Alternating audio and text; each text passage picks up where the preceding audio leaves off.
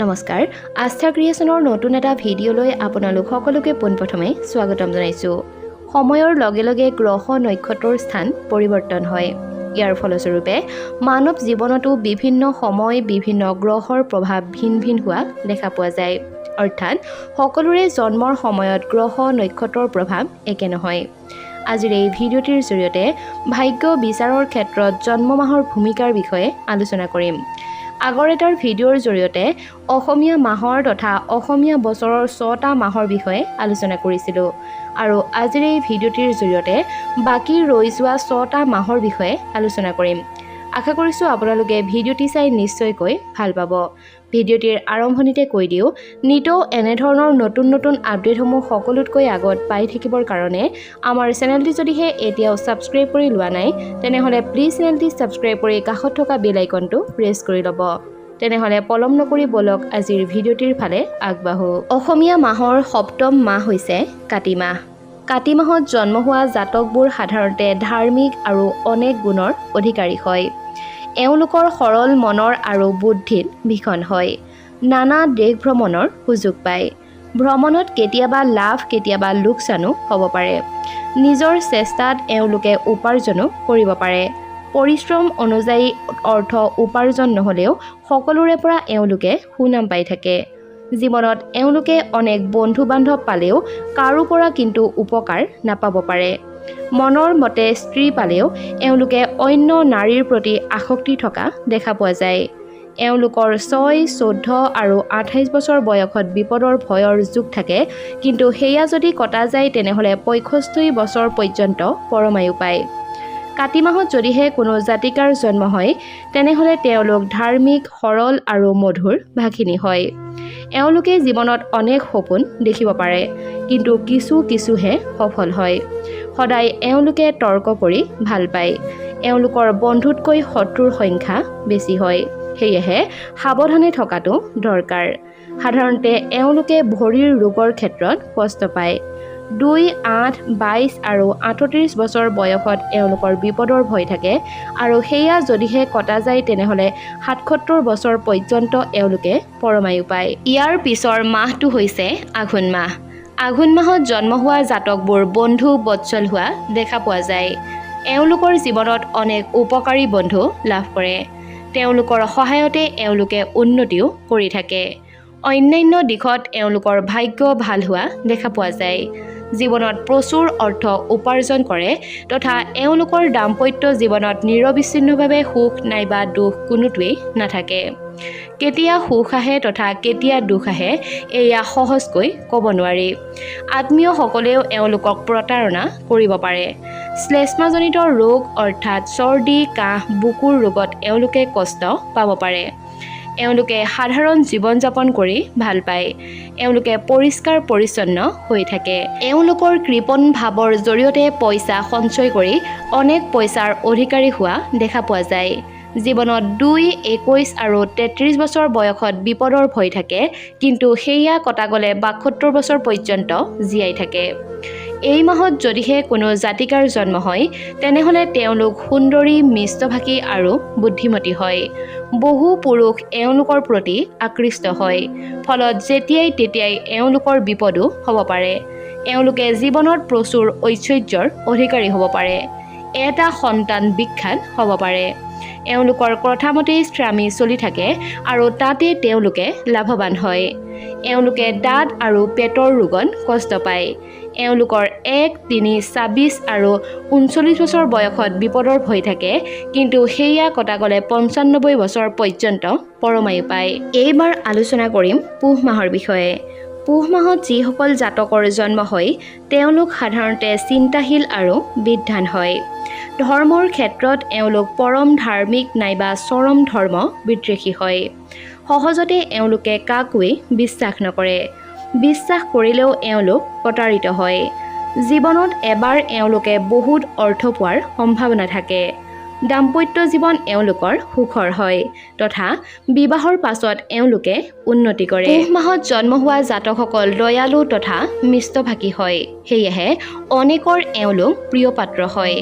অৱশ্যে হঠাতে এওঁলোকে অন্যৰ লগত ভুল বুজাবুজিও হৈ পৰে। পুহ মাহত যিসকল জাতিকাৰ জন্ম হয় তেওঁলোক মোটামুটি সুন্দৰী হৈ থাকিব পাৰে আৰু সৌন্দৰ্যৰ কাৰণে তেওঁলোকৰ মাজত অহংকাৰী ভাৱ এটা থাকে।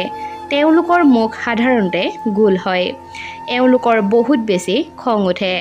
আনৰ কথা শুনি এওঁলোকে নিজৰ স্বামীৰ ওপৰতো খং কৰে।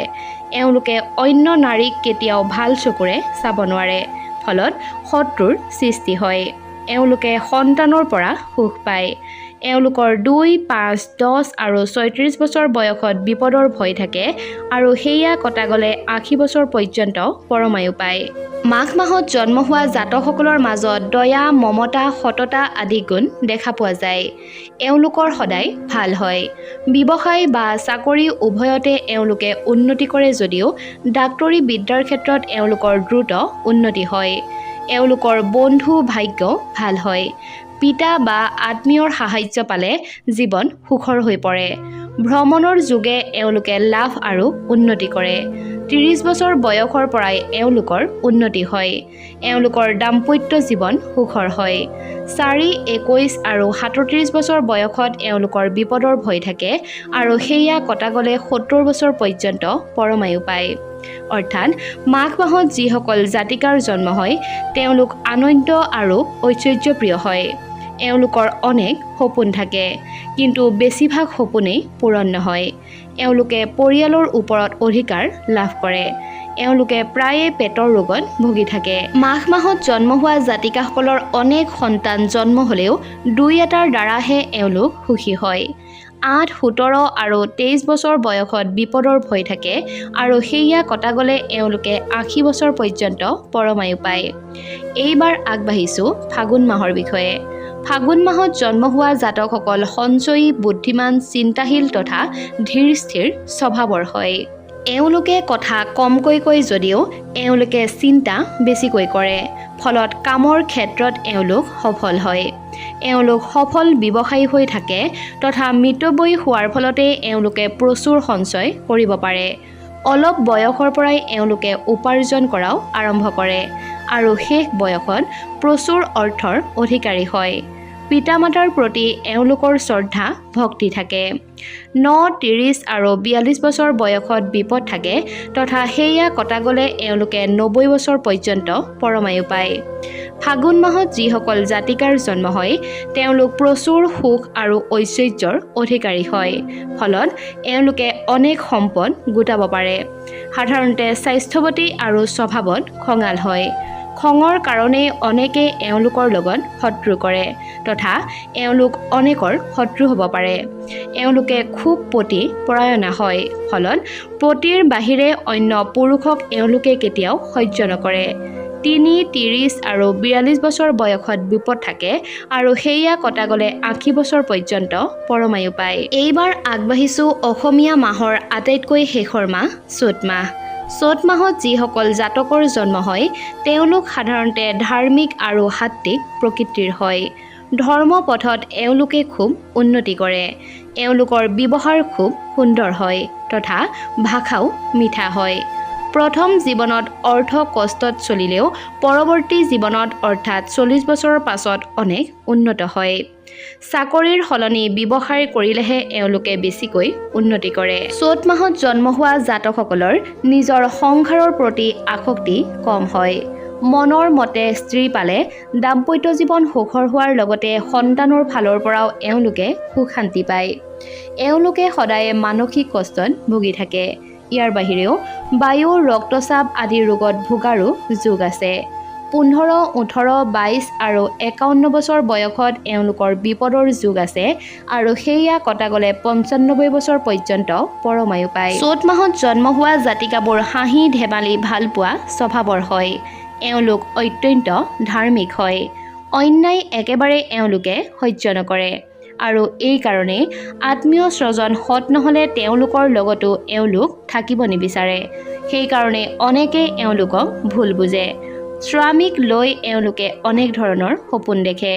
35 বছৰ বয়সৰ পাছত এওঁলোক সঁচাকৈয়ে সুখী হয়। এওঁলোকৰ 12, 43 আৰু 49 বছৰ বয়সত বিপদ থাকে আৰু সেয়া কটা গ'লে এওঁলোক 70 বছৰ পৰ্যন্ত জীয়াই থাকে। বন্ধু-বান্ধৱীসকল, ইমানখিনিয়ে আছিল অসমীয়া মাহ অনুযায়ী জাতিকা তথা জাতকসকলৰ ভাগ্য বিচাৰ। আশা কৰিছোঁ আজিৰ এই ভিডিঅ'টিৰ জৰিয়তে আপোনাৰ যথেষ্টখিনি উপকাৰ হ'ব। যদিহে ভিডিঅ'টি চাই ভাল পালে তেনেহ'লে ভিডিঅ'টোত লাইক আৰু কমেণ্ট কৰাৰ লগতে আপোনাৰ আপোনসকলৰ মাজত অনুগ্ৰহ কৰি ভিডিঅ'টো শ্বেয়াৰ কৰি দিবলৈ নাপাহৰিব। নতুন এটা ভিডিঅ'ৰ জৰিয়তে খুব সোনকালে লগ পোৱাৰ প্ৰতিশ্ৰুতিৰে আজিৰ এই ভিডিঅ'টিৰ পৰা বিদায় লৈছোঁ। ধন্যবাদ।